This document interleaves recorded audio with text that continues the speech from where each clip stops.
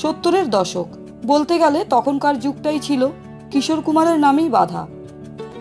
আরাধনা ছবির পর থেকে তিনি পেয়েছিলেন অগণিত জনপ্রিয়তা।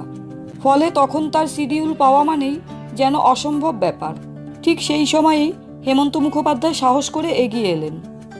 নিজে পরিচালনা, প্রযোজনা আর সঙ্গীত পরিচালনা করলেন অনিন্দিতা নামে একটি ছবি। নায়িকা মৌসুমী চ্যাটার্জি ও নায়ক ছিলেন শুভেন্দু চট্টোপাধ্যায়।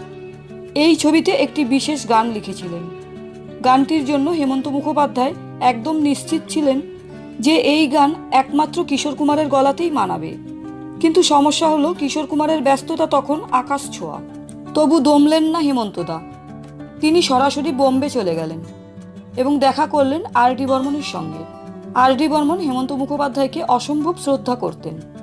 আর কিশোর কুমার, তিনি তো হেমন্তদাকে দাদা বলে ডাকতেন।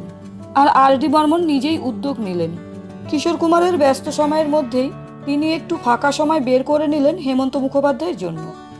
সেই সময় ঠিক হলো গানটির রেকর্ডিং। যেদিন রেকর্ডিং হলো, কিশোর কুমার মাত্র 2 বার গানটি শুনলেন, তারপর এক নিঃশ্বাসে গেয়ে দিলেন। ফলে জন্ম নিল এক অপূর্ব সৃষ্টি, যা আজও শুনলেই আমাদের হৃদয়ে কেঁপে ওঠে। হ্যাঁ, সেই গানই হলো ও গো নিরুপমা করিও ক্ষমা।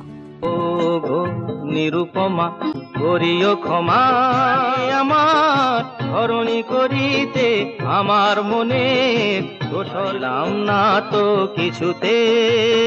ও গো নিরুপমা।